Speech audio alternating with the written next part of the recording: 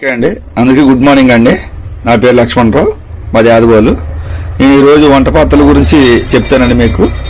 ఇది వచ్చి ఆమె క్వీన్ అండి. ఇది సర్జికల్ స్టీల్తో తయారు చేస్తారు. విటాలాక్స్ సిస్టమ్ అనమాట. ఇది మామూలు స్టీల్ అయితే 9% ఉంటుందండి, అందులోను ఇది 18% ఉంటుంది అనమాట ఇందులో.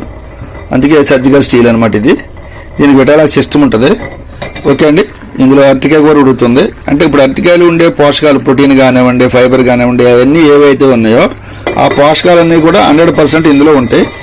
విటాలాక్స్ సిస్టమ్ అనమాట ఇది. ఓకే అండి, అంటే కింద వేడి కూడా చాలా తక్కువలోనే మనకి అయిపోతుంది అనమాట. ఎందుకంటే కింద ఎంత వేడి ఉంటుందో పైన కూడా అంతే వేడి ఉంటుంది మనకి ఇక్కడ. ఓకే, అందు గురించి స్లిమ్లోనే మనం వంట అన్ని కూడా చేసేసుకోవచ్చు. చాలా తేలిగ్గా చూడండి పైన మూత ఎలా తిరుగుతుందో.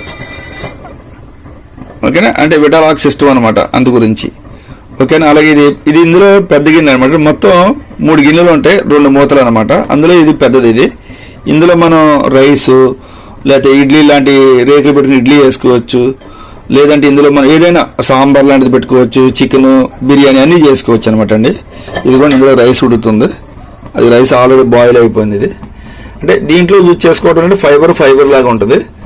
బీ కాంప్లెక్స్ కూడా బాగా ఉన్నట్టు రైస్లో ఉన్నట్టు ఉంటుంది అనమాట. అదే సేవండి గిన్నెలు అయితే ఏమవుద్ది, ఆ బ్రిటిష్ వాళ్ళు కనిపెట్టిన సేవ్ అండి అది. ఎందుకంటే అందులో అల్యూమినియం ఉంటుంది కాబట్టి అది కరిగిపోతుంటుంది. కరిగిపోయి మనకి వెళ్ళిపోవడం వల్ల ఏమవుద్దంటే అది మన నర్వస్లో పెరిగిపోయి మనకి బ్లడ్ సర్క్యులేషన్ సరిగ్గా జరగక అల్యూమినియం లోన్ ఉండిపోతుంది. దానివల్ల అంటే పార్కిన్సన్స్ రావటం, చిన్నపిల్లలకి చదువు సరిగ్గా జ్ఞాపశక్తి లేకపోవటం, అలాగే మనకి ఎక్కువ రోజులు సేవండి గిన్నెలు వాడటం వల్ల కూడా రకరకాల ప్రాబ్లమ్స్ అన్నీ వస్తున్నాయి మనకి.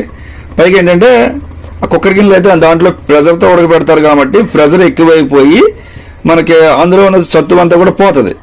అది అందుగురించి అంటే మనకి వంకాయలాగా ఉండదు చూడండి, వండేటప్పుడు నల్లగా అయిపోద్ది. కానీ ఇందులో వంకాయలాగా ఉంటుంది. ఏమైనా 20% నల్లబడుతుంది తప్పించి 80% మనకి వంకాయ కలర్లో వంకాయలాగానే ఉంటుంది అనమాట. అందుగురించి ఇందులో వచ్చి మనకి ఇది పెద్ద గిన్నె. దీని తర్వాత ఇంకోటి ఉంటుందండి, దాంట్లో మనకు పాలు కాసుకోవచ్చు, వేరే వేరే కర్రీలు ఏమైనా వండుకోవచ్చు. ఇది వచ్చి దాంట్లో చిన్నదనమాట. ఇది ఇందులో కూడా మంచి వంటలు చేసుకోవచ్చు. ఇలా 2 మూతలో 3 గిన్నెలు అనమాట అండి.